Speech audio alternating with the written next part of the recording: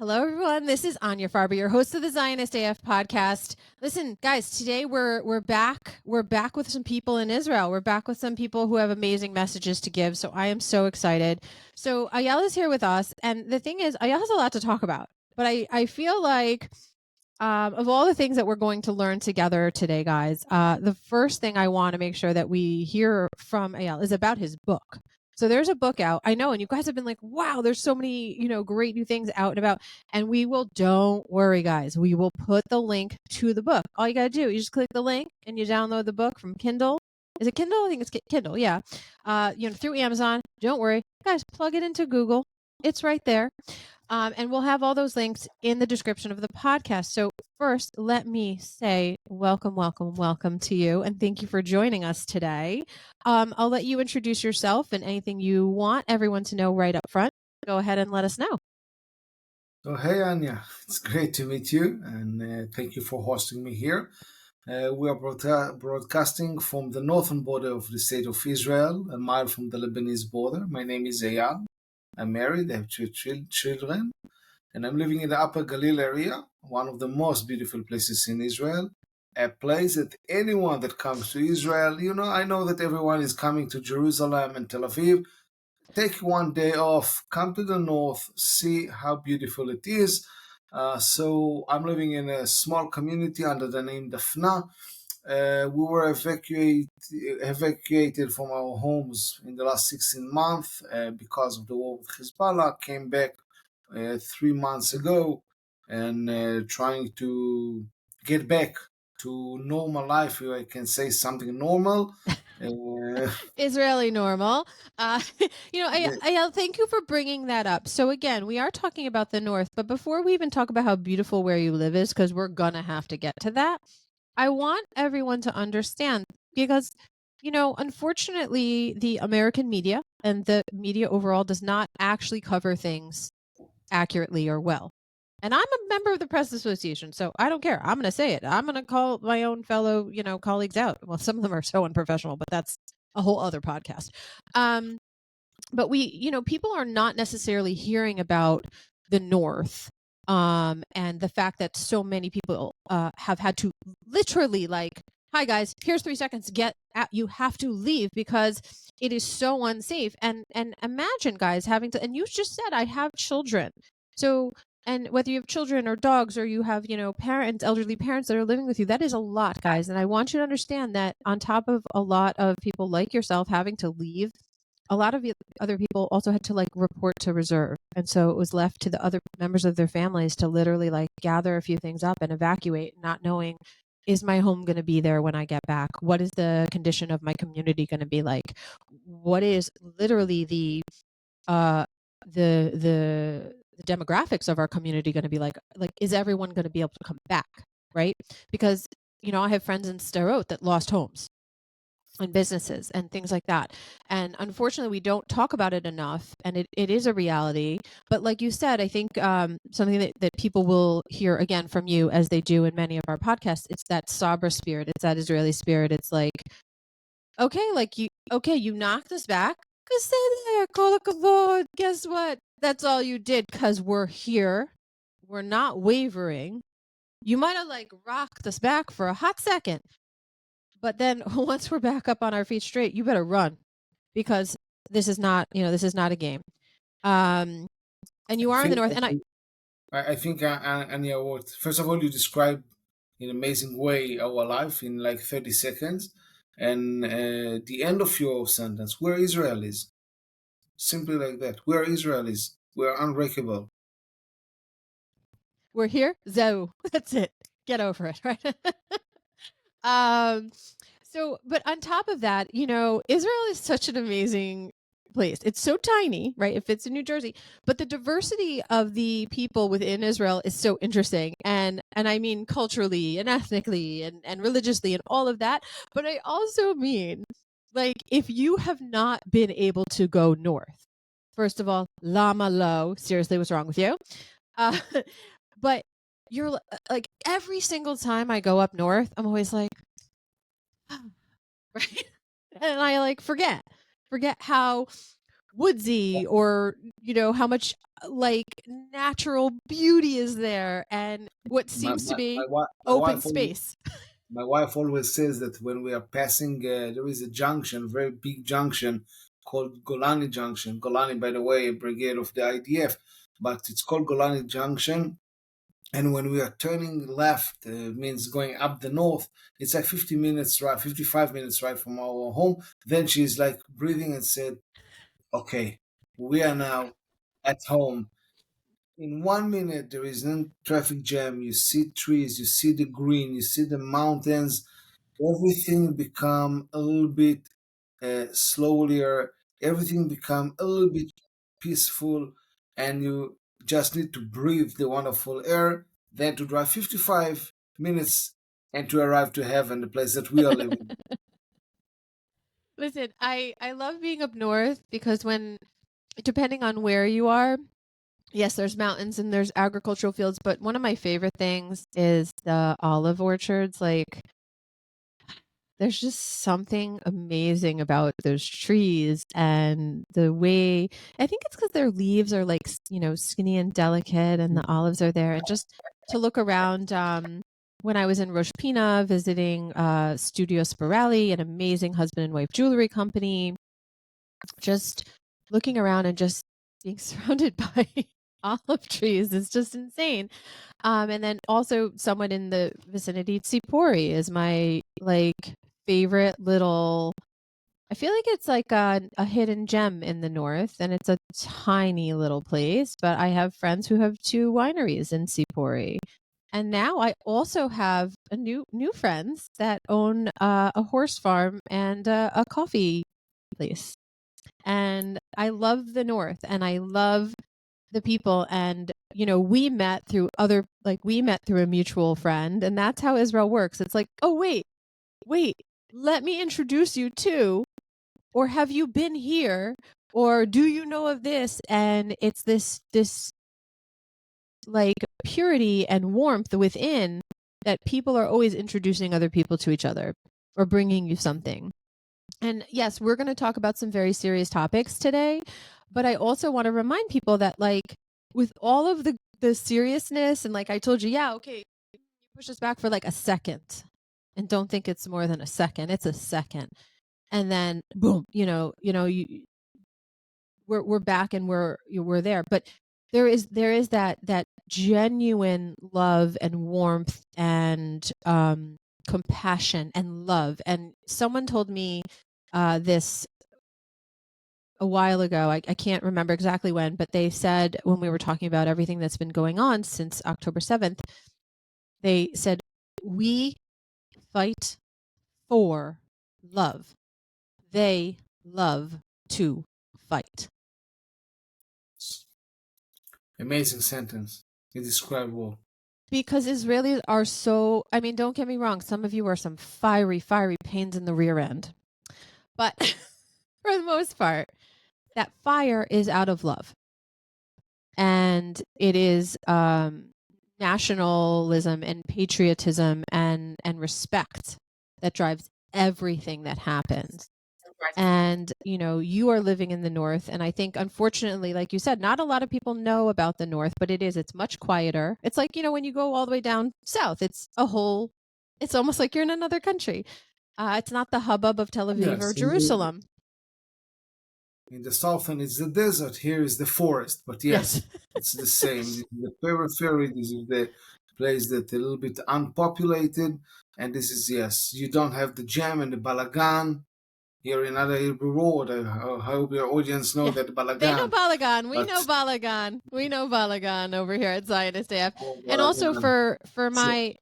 for my Zionist Christians who are part of our family, of the Zionist AF family, the Galilee is a very important place for those, about where Jesus walked on water. And you can actually go there, guys. It's beautiful. Beautiful.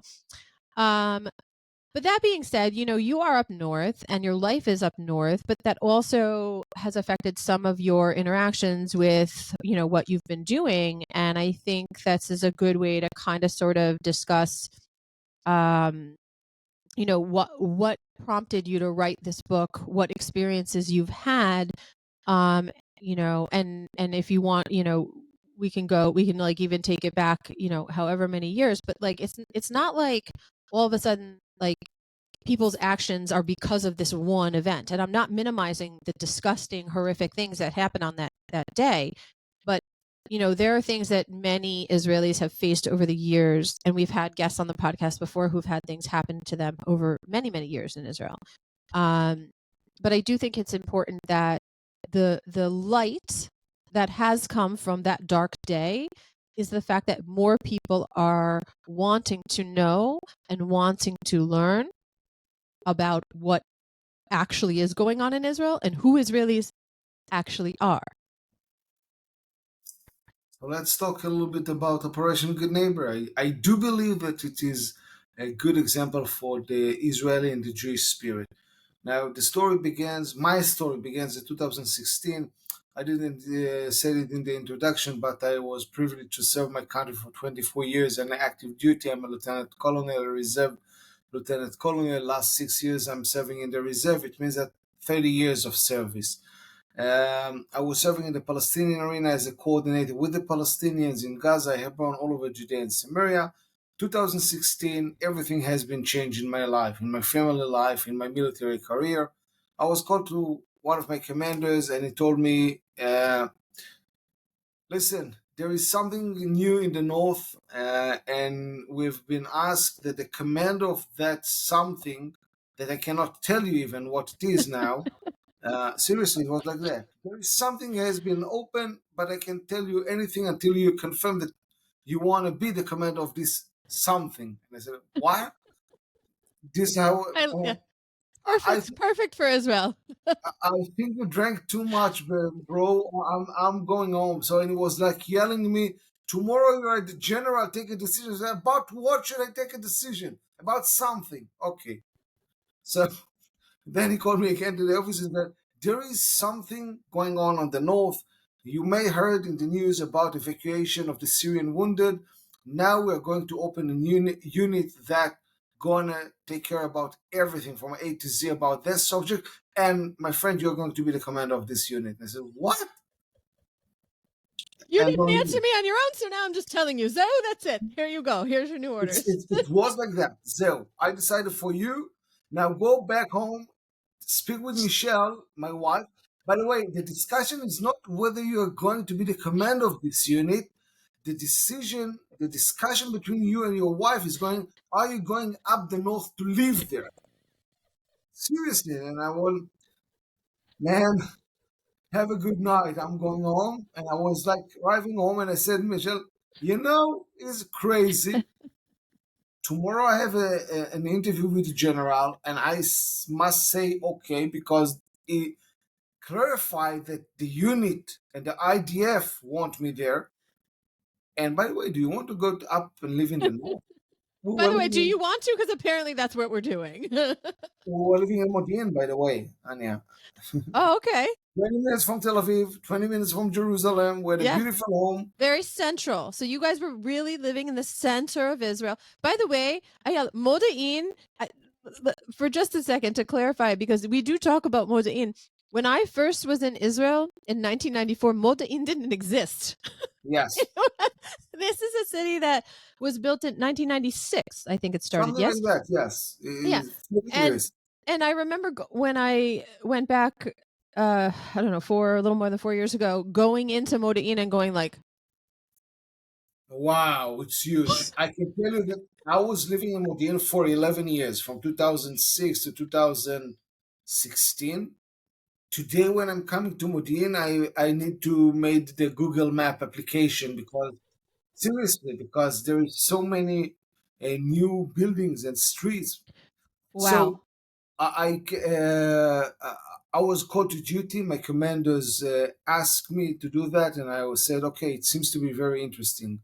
I arrived at Golan Heights 2016, and my role was to make a startup, a national historic security startup, to create a unit from zero. It wasn't anything before.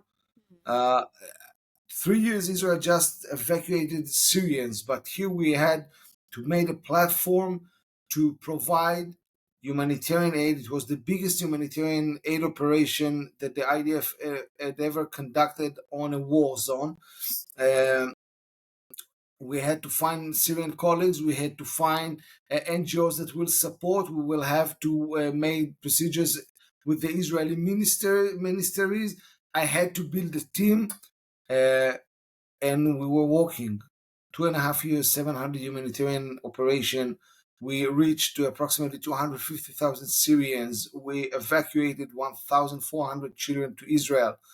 We did everything Israel can do in order to save life and to provide people that's suffering as much as they can. Talking about coats for the rainy days, talking about food, talking about medical treatment, everything. Everything. Yeah. Building field clinics, supporting bakeries. It was the top of my career. And we're talking about the book, so I'm reaching it in a point because the operation came to its end and I was supposed to get a colonel rank. And, this was my path to become a high rank commander.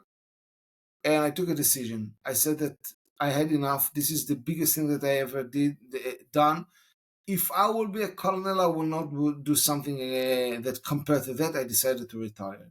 And in the same breath, I decided that, okay, this story must be told. It hasn't been told much. And I know Israel, I know the IDF. We are too busy for speaking about history. So I decided to retire simply like that because we have plenty of other challenges. The day our operation came to an end, we were focusing on Hezbollah on the Syrian border. So you don't have time to talk about what has happened. You are having your Correct. enemy.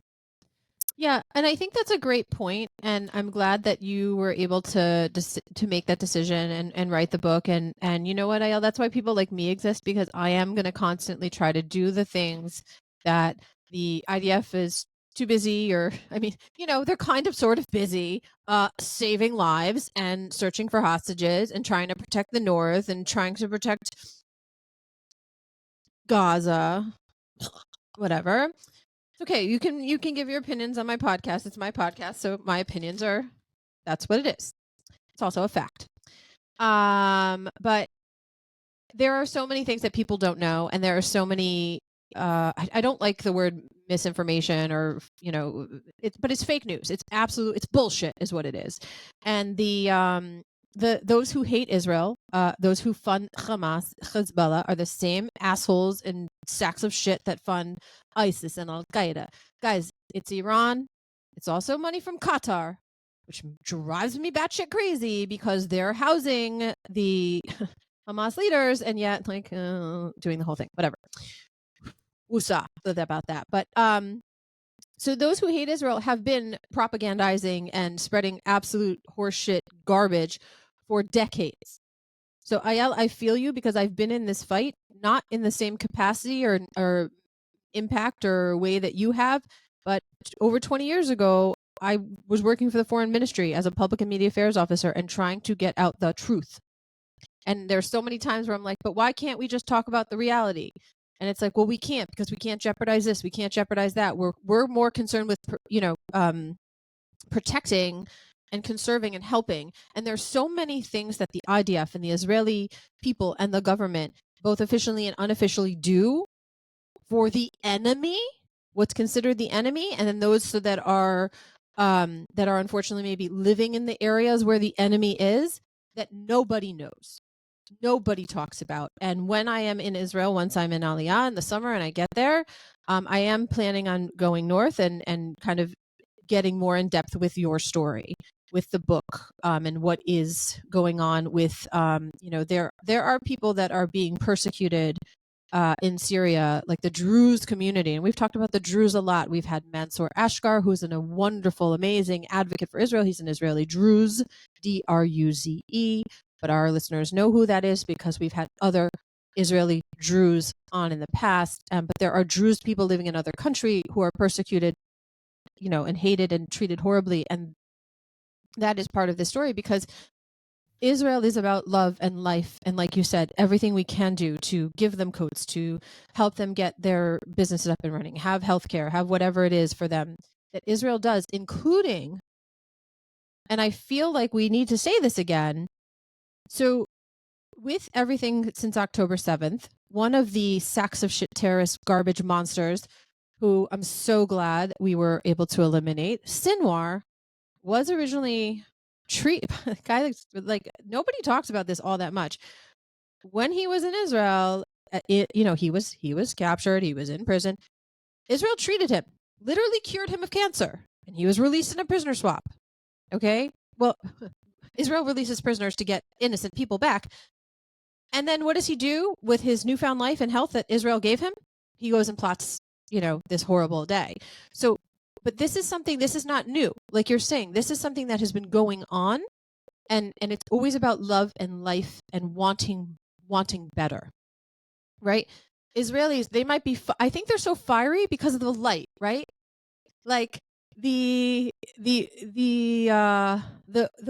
light is sometimes it's like ash, it's like it's the fire that's bringing the light. But either way, that's what's happening. And I think the fact that you were like, no, what I did was so significant. And I love how it was like, hey, do you want to? Can't tell you anything, but you're going to say yes. And then, oh, you took too long to tell me yes, so I just said yes for you. That sounds right. that sounds very normal. That sounds crazy, but even if for the IDF it was crazy. By the way, when I was interviewed my future officers, it was the same. Hey, Ben, I have a doctor in my unit, and doctor doctor is a serious person. In the IDF, we don't have very much doctors, so it's a very expensive resource. So coming to me, a couple of doctors for an interview, and I'm speaking with them. I'm telling them, yo, man, we're going to be on the Syrian border. We're going to do some humanitarian aid. I can tell you much more about that. Ask me what is going to be your missions. I tell you, I don't know. We will team together and we will create your missions. And if you find it well, let's do this. The person that said to me immediately, I'm with you, he was my doctor. And the logistics officer that immediately told me I'm going to be in this game was my logistics. And the operation officer, the same. Because for this one, you need a person that don't ask questions, that desire and has a passion to create something new. And again, this was what we have been doing. We're creating something new. In my book, by the way, I'm talking about the meaning of learning from failure and meaning of building strategic relationships. Now, it doesn't just work with Syrians, it's work for any thing in life, how to do that. For me, like I said, it was like a high tech. We learn how to do that because we didn't have anyone before to ask. And there was nothing there was nothing to pattern it after. You were literally creating as you went. Exactly. I would just mention for your audience that if you will take the map of the Middle East and the Israeli borders, you will find a very interesting fact. All the countries and well, I will not say the Palestinian Authority is a country. So not a country. All our neighbors, let's call it that, they know Israelis and Israel knows them. Think about it. Egyptians, Israeli is going to Egypt from time to time. Palestinians, for sure. I'm not speaking about October 7th. We had a very tight relationship. A lot of Israelis entering Judea and Samaria, Gaza by boat in the 80s, in the 90s. Jordan, people are traveling to Jordan. Jordanian people are working in a lot of hotels. Lebanese, we have a very long relationship. The only people, the only neighbors that do not know us and we don't know them are the Syrians, which make it even more complicated because you need to learn people not just how to provide humanitarian aid. You need to learn their culture. It's not just they speak Arabic. So what? In Arabic, with the Palestinians, they will ask you, how are you? Kif halak? Syrians will ask you, shlonak. Okay, so you learn. It's easy to learn for a person that knows Arabic. But understanding the relationship between themselves, who is powerful, what are the history between the villages, because you want to make partnerships, you want to understand who historically is against or with. So it was a lot of to learn, and you didn't have the time to sit on class Right. and to have no, it was learning through In the action. field, on the In the go. field, through action, while you know that every day someone can shoot to your troops Sure. because the border was controlled by Al Qaeda and ISIS, the Sunnis, and Hezbollah, those Shiite. Well, sometimes I ask what is the difference between them, but regarding the treatment to Israel, they are totally same course to destroy us. So You know, it's not a joke, Anya. Those are Sunnis, listen, those are we do Shiite. joke. We joke because we have to. We joke because we have to. Eyal. And the thing is, our Zionist AF listeners know also that when we talk over each other, it's not disrespect. It's because we know we're on the same Yeah, wavelength. I And know. I totally it understand what listen, you're and that's something that it, like you said, it's like learning the culture. I think when people there's often like a misunderstanding. They think like, oh, that's so rude. I'm like, no, no, no, no, no. Like you're looking at it wrong. First, of course, my initial interactions, like when I was working in like an Israeli government office in a room full of Israelis, and we're having a meeting, and everyone's talking at the same time in Hebrew, and I'm like, because like that's my problem. This is I not still this is not the American way. It is No, not polite. aval, it is, and it's not wrong. It's different. And until you have to like when you go in, right? And this is what you're saying. You came in and you came in with an outstretched arm, like a shake, here, I want to be your partner. I'm shaking your hand. I'm coming. I want to help you. Like um but you also have to understand, okay, when I'm like offering, how is that being received in their culture? Like you said, from village to village can be different. And yes, all Arab speaking countries are not the same. Like not at all. And yeah, I want to give you an example. Yes. Uh, Before the operation started, it was a very long work in the IDF to think about the unit and its missions. I wasn't involved because, again, at that time I wasn't the command of it. But the program has been made and been authorized by commanders and then going to the government. Now, first operation started. 30 ton of food has been delivered, and Wow. it was burned. Syrians burned it, and then in Israel it was like so the Syrians are cheating us. They are not serious. We provide them aid, and they prefer to burn it. And after 3 weeks, I was sitting with a Syrian guy, very serious one, and I was asking him, "You told us that you want to make collaboration, and now you're burning our food. What is going on here?" And he told me, "Of course we did it." And I was, "What?" And he was telling me, "My friend, you don't understand that we have a fatwa. A fatwa, a Sharia decision from their Sharia court of law, the religious court of law, Yeah. which says that they cannot take food, they can come to Israel to be treated in their hospitals, but they cannot get food." I'm talking about 2016, the beginning of the operation. Why? Because this was the decision. It means that we didn't understand that the people that make the program didn't catch that. And when you didn't catch it, it means that it doesn't matter what you have done, they will not receive it.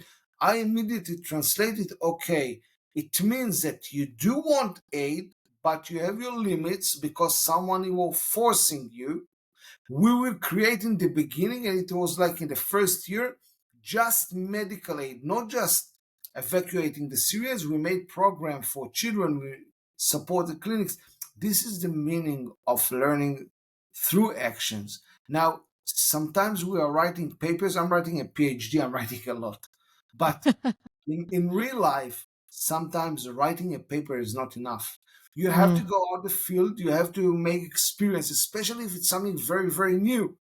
And you have to take under considerations that you might fail. Mm. So for us, it was like something that, well, we are going to learn every day. Yeah.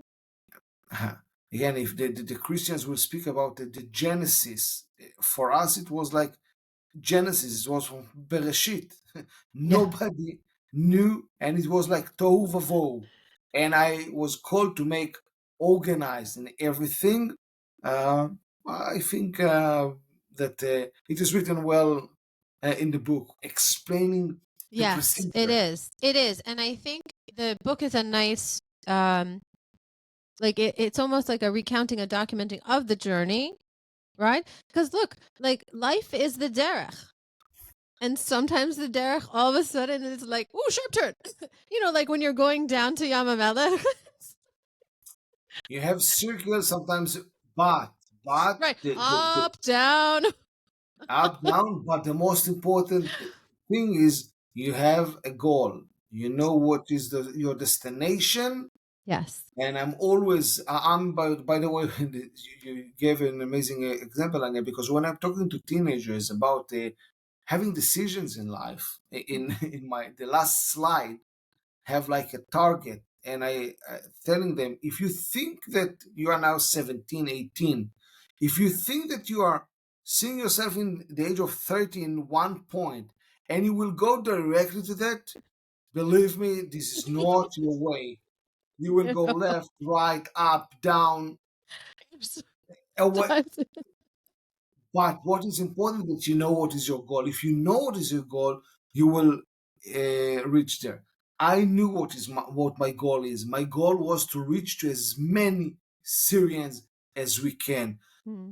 to save them, to help them, and to show them not by wearing a suit Not and by a tie, words, by action.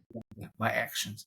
And actions, Anya, is when you are freezing almost to death on the Golan Heights when it's cold nights of January, which I invite all of your fans to come with me to this in that time. You are freezing to death. This is the meaning of action. And when it's 40 degrees hot in the summer, you are making actions and you're doing it for them. This is how they truly respect us. And this is what made the change in the thoughts and behavior towards Israel. Yeah, but Anglais, we say like you have to walk the walk. You can't just talk the talk, right? Your actions speak volumes. Your words are meaningless.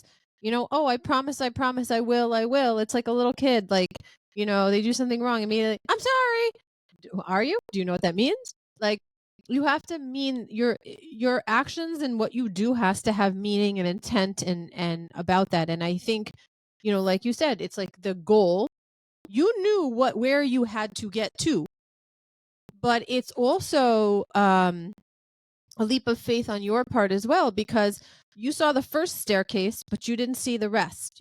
You saw one stair, but you had to just walk, go on that derech. You had no idea what was coming. Aval, part of, I think, the beauty of Israeli spirit is like this. All of a sudden it was like whoa, like just down and then up and then over the other way. Much like my first experience driving in Israel. First in Tel Aviv, which by the way, oh, and then driving down to Yamamela when I'm in this little rental car and the trucks are passing me while the derech is like turned and up and I'm like, oh my God.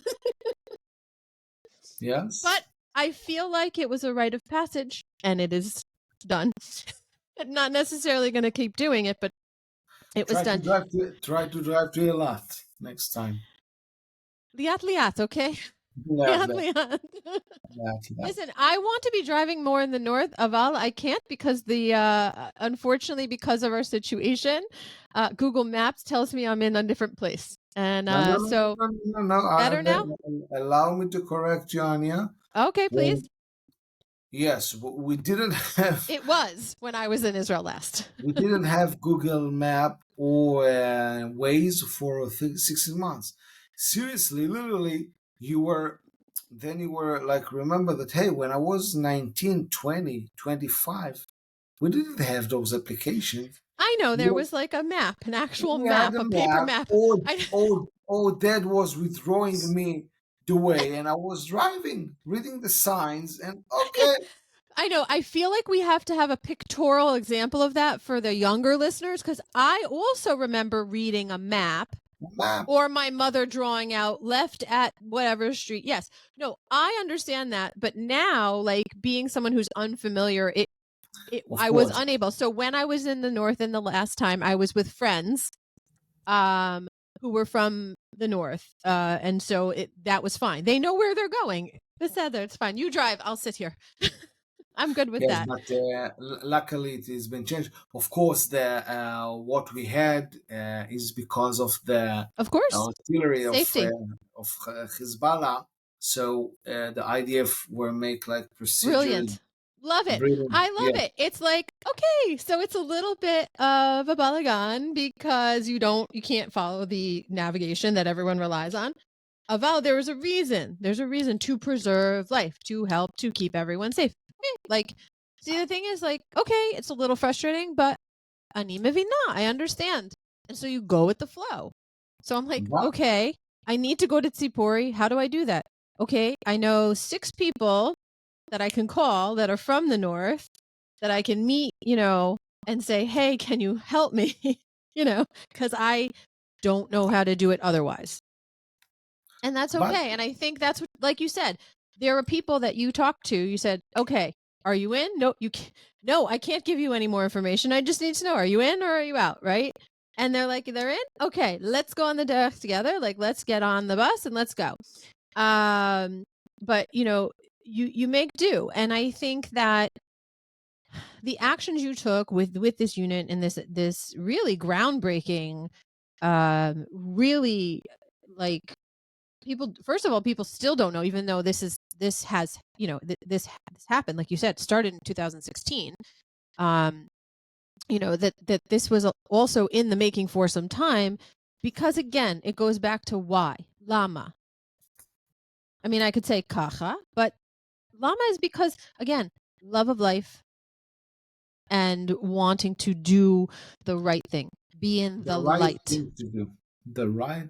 Some will say it's the light unto the nations. This is how the Christian will. זה אור לגויים. I think that yes, I will not say that we didn't have our security thoughts. Of course, the thought behind of it was if they will respect us, they will be less hostile. Al Qaeda will have less chance to be on their villages. But when people ask me, so you use them? I tell them, no, my friend. No. How so? No. Nobody asked me to do 700 humanitarian operation. I could have canceled each and any one of them. It was my only decision. I was the only person that took this decision.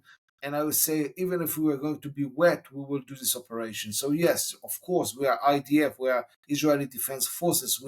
Our role is to defend and to protect our civilians. However, in this mission, we realize that we will do it by making the others to think a little bit different on us, and making it every day was important because we wanted to build trust. On the other hand, I can tell you that when you see the poor Syrian children, immediately you do not, a lieutenant colonel, you are a father for 2 babies and 1 girl which are ages 6 years old, and immediately you realize that in the name of my country, that in the name of the Israelis, in the name of the Jewish nation, you are doing the right thing to do as a human being. Simply like that. Yes, and I think what breeds misunderstanding and hate and all of that is the lack of understanding. And even though there's a significant portion on the coming at Israel, you even said, look, I knew their culture, but I didn't know all the intricacies. So you were learning, and through your learning, you became better at building that bridge. But at the same point, like, yes, if the bridge is a security thing, yes, of course, baruch, like, okay, like, but why wouldn't you want that? But that's secondary. That's completely secondary. Like you said, that was not the basis of this, but it's important. But the other side gained so much, right? You said these children who needed medical attention, all of the things that they were able to get, no questions asked. Like you said, Israel gave, just gave, Gave and without without asking thought, for right? getting back. Correct. Because again, at the end of the day, like even the stories that you hear from some of the IDF soldiers about, you know, one of my friends who's been touring around the U.S. talking about some of his experiences in Gaza, he's like, yeah, I always used to keep candy and snacks on me. He's like, not for me. I would give them to the children. When I would see children, I would give them theirs because they didn't have. I want to tell you something regarding that, Anya. One night, it was like 2 a.m. in the morning. I was entering, we were meeting in a junction on one of the mountains, preparing ourselves for the operation. And I entered the vehicle of the commander, the military commander, the commander of the platoon, that his role is to secure me. Now, I was like, he was sitting on the driver chair, and I was sitting next to him. We were like drinking coffee. And then I see that there is like a box with lollipops. And I was like, start to laugh. And why are you laughing? I said, my man, you are commander of platoon. You're going to be very fat if you will eat all of these lollipops. So I was like laughing. And he was telling me, my friend, those lollipops is not for me and not for my soldiers. When we are going down the fence, sometimes we are meeting Syrian children and they are crying. I gave them a lollipop so they will be able to calm a little bit. I think, and he was a commander of a special unit. I do believe that this is the Israeli spirit. Yes, we had a security mission. Nobody forced us to give lollipops. Nobody forced us to give pens and pencils that they would be able to draw and to hear music. It was an amazing operation. It was a humanitarian operation. It was a very emotional operation, not just okay, we're taking care for to secure our people. I did it. I'm doing that still now. I was 450 days in the reserve in this war. 30 years I'm protecting my people, my country. Here it was to protecting my country, my people, but to do great, to do something that it is so important to do. One of my friends, he wrote it on the review of the book. He said, if Eyal wasn't a Jewish and an Israeli, probably he would have got Nobel Prize. So, and it's that you really understand what we have done. Not any other You know, country I, did I it in history. and I think again, I wish that now again, our Zionist AF listeners and our family here know this because they are part of the podcast family. But service in Israel is mandatory. Men and women, everyone serves, right? If you're physically unable, obviously there's other things and there's community service and stuff like that. Because there is mandatory service and everyone, right? You may not know the person like that's in your unit after you graduate from high school and you're going into the military, whether it's the Air Force, the Navy, the Army, whatever. And there's like 1,000 different brigades, and we're not going to get into all of the names of all of them, but wherever you land, you might be with someone that you had never met before that's from another part of Israel, maybe another culture, maybe whatever it is, but like that is that's become your second mishpacha, it's your second family. And because there is this shared experience of service, I feel like that these steps that you're talking about, like again, barul. Of course, I would have snacks in my pocket for the children that I encounter. Lollipops. Like I understand what my mission is. My mission is to secure my country and my people and to defend ourselves. Aval, there's also another piece to this, and it goes like this: you can't separate these two things, and it's doing the right thing and being an example of showing the world who Israelis are as a whole. I'm not saying every single individual, I'm saying as a whole. And that is something that is not necessarily what you find in other parts of the world. And I do believe part of the issue is that there's not mandatory service all over the world. And look, I am here to share your story and to advocate for Israel with every fiber of my being and everything that I am. Aval, I will never, because I'm pretty sure I've aged out of the desirable, part of life where they would want me in the IDF. But I serve a purpose, and it's different. But I'll never understand what you went through. Like truly, truly, I'll do everything I can to, empathize and everything like that. But I don't share it. But I want to help people understand, because without experiencing it, and because we don't experience mandatory service and this idea of like, no matter what, like a perfect example, we just went through Memorial Day and Independence Day for Israel, and the fact that within the 24-hour period, that's literally back to back, right? The best example that I have felt that helps people understand is on Memorial Day, when the siren goes, the entire country stops. And the best pictorial way to help people is the highway view, when people stop their cars, get out of their cars, and stand by their cars. Because that is something to see, right? And it does not matter whether you were honking at the guy who's now 2 cars ahead of you because he cut you off like a half a mile, a kilometer. I don't know. I have to work on the whole conversion thing.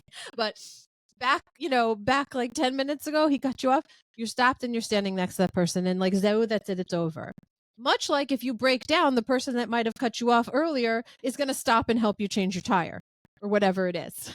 Like, and they're not, I'm like, oh, excuse me. What is your nationality? What is your religious? No, nobody cares. You're in Israel. You're part of the family, though. That's it. And there's something to that. You will be a good Israeli. Thank you. You already learned. Simple I try. people. Until I open my mouth and they hear my accent. Oh yes, this is why we can laugh on you. But seriously, you're. That's okay. Yeah. It's okay. I heard you speaking English. You spoke, believe me, more than a lot of Israelis that I know. Yes, we have to work about the language, but no, that's why I'm here. I'm here for you. You are thinking like an Israeli.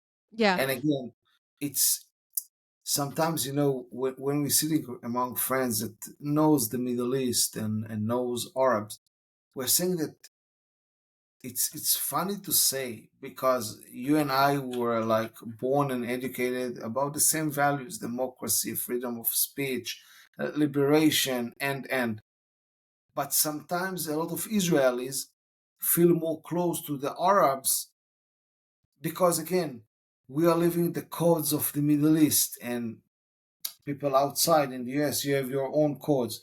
I can tell you that from our conversation, the prior conversation, you learn perfectly the Israeli way. So I'm sure that you will be a great Israeli when you may make the Aliyah. Listen, when I was last in Israel, I was sitting with a friend having coffee, and someone fell off a scooter, and he gets up and run, and I get up and run, and then all of a sudden I was like, wait a minute, I don't even know how to ask him if he's okay. And so I ran back to the table to get my phone and my friend's phone, because I thought, oh, if we have to call, 101, I was like, but I did. I had just the instinct was there, and I was like, all right, I'm good. But that is something very beautiful, and I think a lot of what you're talking about, it's like Mada and Hatzalah, and all of the fact that they are like, those are like 90% volunteer, right? Over 30,000 employees on Mada, and 3,500, I mean 3,500 paid people for over 9 million people. It's insane. Yeah. And I and we know Mada well. We know Mada better than Hatzalah. It's not that I think one is, but it's just I have happened to interact with Mada more, and we've been both to Kiryat Ono and to the new place in Ramleh, and Zionist AF family got a tour, and it was wow. I mean, wow is all I can say. Between the milk bank and everything else that they've crafted, like you said, to take care, to take that action. You know, it's not even a thought. It's just it just is. And I think that the book is a great way to share with those who were not there to experience or have not been in Israel to experience and to understand. Like you've built a bridge, you've offered a way for people to kind of be on that journey, of course after the fact, but to understand, because what you did, why you did it, what has become from what was created, and to also to be able to see it grow, right? Like you not only were you just like on this derech that you had no idea like how it was going to be, you knew where you're going, Yeah. but you also planted the seed, and you literally, out of faith, right? You took a leap, but on Gleets we say like a leap of faith. Okay, Mhm. you plant the seed and you pray that it takes, that the soil doesn't reject it, that the animals don't get it, that what, and that it starts to grow, and then it keeps growing, and then maybe like the bees come and they pollinate, and then more grows. And that's exactly what you did. You started with one seed, and now you guys have, I don't know, an orchard, a garden, whatever you'd like to call it, of goodwill, of things that are happening. And because of that, and I think that that's amazing. And the fact, because you talked about it, but you also kind of sort of glossed over it. I want to remind people that yes, service is mandatory in Israel, but it's a few years, guys. It's a few years. But I was not like, okay, I did my service and I'm out. You're what Anglit we'd call a lifer. It was it was because it is your life, but it was your Mhm. career. And you stayed in for, and it, it's interesting because of many people like you who were lifers may have retired right before October 7th, and it's like just when you thought you were out and you were going to be able to pursue some other aspect of life, right back in.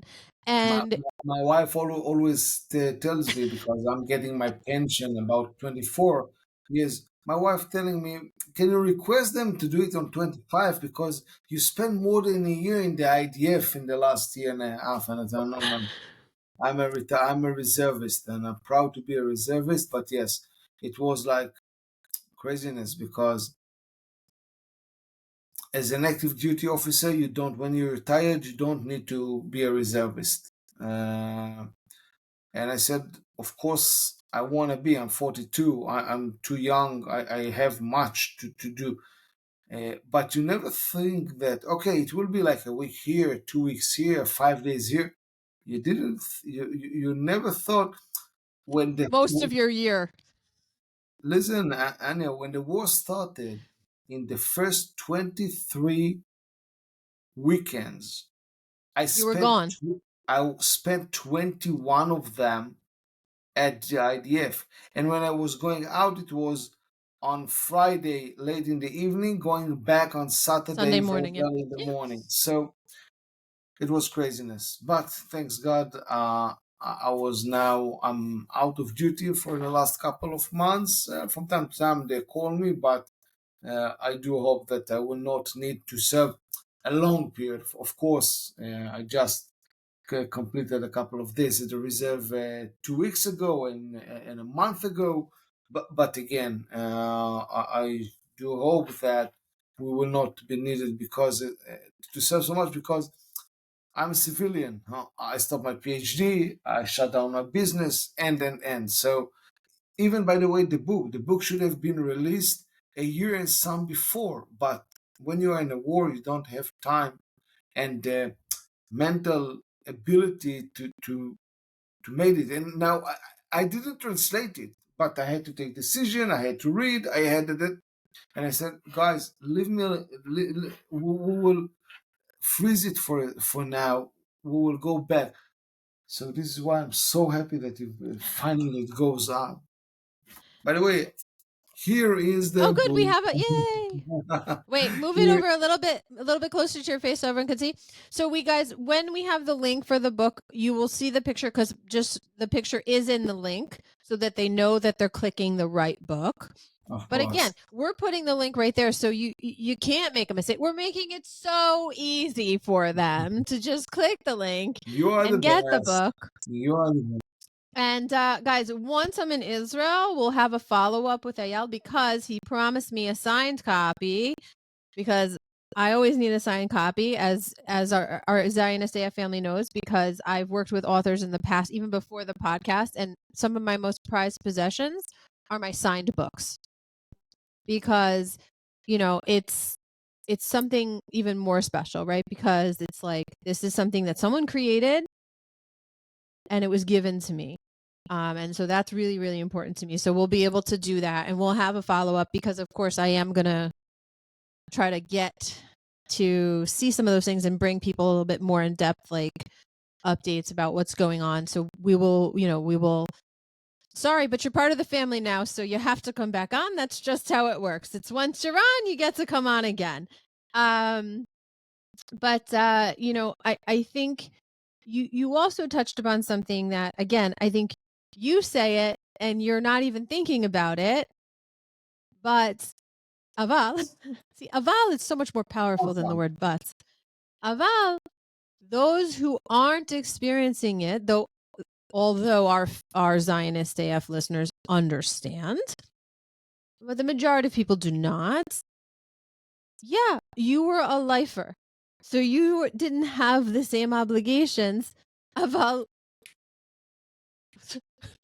there's no like, should I do this? No. It just happens. You just go. You just report. You just do what you need, what you naturally do, how you naturally are.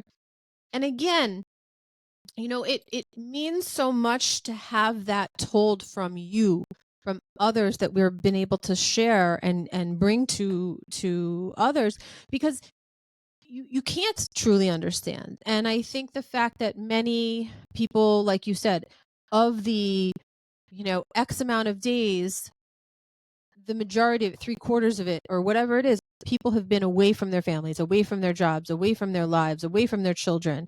And what that entails and the impact that it has, not just on the person who goes to report for reserve, but their entire family, even if they come back in one piece physically. And this idea of, I'm going to say sacrifice, though I think that many Israelis would say, oh, it's not a sacrifice. It just is, right? Like that's just how it is. But it is. It's a sacrifice. But it is a sacrifice. And I think sometimes you need someone from the outside like myself saying, no, acknowledge what you, like, we acknowledge what you did, and you need to say to yourself, like, yeah, I did, because you are. And the fact that you're away from your family and there are people that have had to walk away from jobs and companies that have had to make do. Aval, listen, that's the Israeli spirit. Again, it may hit a low, but it's going to climb back up, right? It's like driving down to Yam HaMelech. You got to go down, but then you're coming back up. So that's just the way the derech is. And it doesn't matter, because whether we're driving the car or we're on the bus, by the way, Israeli bus drivers on the long distance, like, wow, they take those corners like in the bus. I'm just like, okay. I've really learned to just be like, okay. Well, I wasn't always like that, but like the first few times I was very nervous, and then it gets better. But there is something to that. And this idea of, people reporting more than they have to. Or, I have so many friends here in the States, whether they were lone soldiers or they had just moved to the States at some point for school or to be with family or to try something different, who dropped everything and went back, even if they didn't have an assignment yet. Mm-hmm. And I think that, again, that's kind of, it's the message of the book. It's the moral of Israel. And when I say like Hakol Yisrael, and I'm talking about Israel, like Am Yisrael Chai, yes, it's the land, but it's the people. And it's the spirit of the people. And there's nothing like it anywhere in the world. And I hope that when they read the book, they will learn, but also they'll be able to feel a little bit of your journey. Feel a little bit of what each of you was able to plant those seeds and look at now what has come of it and what will be in 10 years and in 20 years. Because look, like even if one year the harvest isn't great, there's another year. Mm-hmm. And you planted everything that needed to be planted, and now you guys are maintaining, and it's growing, and all of that. And I think it's amazing. And personally, I want to say thank you to you, because obviously what you did then, and of course in your reserve time, helps all of Israel and helps people like me. And it's because of you and because of what you are doing that people like myself are able to say, like, I'm making Aliyah. That was always going to be my destination, my target. And like you said, that you tell the teenagers when you're talking to them, like, exactly when am I getting there? Ani lo yodat. I don't necessarily know. I knew this years ago. Did I know it was going to be at this time? Well, I knew approximately. Like, my son is graduating from high school. I was not going to uproot him. But I think, what happened on the dark day of October 7th only made me want to shine more light and say, new. Like, it has to be now. I don't want to wait any longer. It has to be now. You are not the only American Jews I that know. I The know. Aliyah on one day was very crowded the other week when I was there. Yes. And it's not just And Americans. There's a lot of people from France yes, that are fleeing. I mean, I wouldn't want to live in France right now. Holy God, that's uncomfortable. But, there's a lot of reasons, but it is because of you. And so please know that there are those of us who truly appreciate and understand what you have done, what you are doing, what you will do. It's never over. I'm starting to blush. Thanks God, it's just a podcast and people will not see my face, but thank you so much for these kind words. I can tell you that neither one of the IDF soldiers, officer, commanders is not doing that in order to hear these very nice words from you. We are doing that because we truly believe it. However, it's when you're going out and we are retired, it's make you it gives you the strength to hear such a nice word. So thank you very much, Anya, for your words now. I can say that for me, it was the biggest honor of my life to serve the IDF, to serve the country, to serve the people of the state of Israel. And by the way, I do believe that when the IDF strong, it means that the Jews all over the world is strong. So for me, it's like I was, you call it a server, yes. I served my country, my people, and I will, again, I just told you I'm 30 years on uniform. I hope that I will be able to finish 40, and then maybe I will said, okay, I'm now Maybe you'll too just put old. the uniform on once in a while then. Yeah, I'm too old for that. Let the children play. I have a dream that I will be dressing my uniform when my three children will be at the IDF. It means that it will be at least another 8 years until my youngest son will be the IDF officer. So I still have time to serve my country.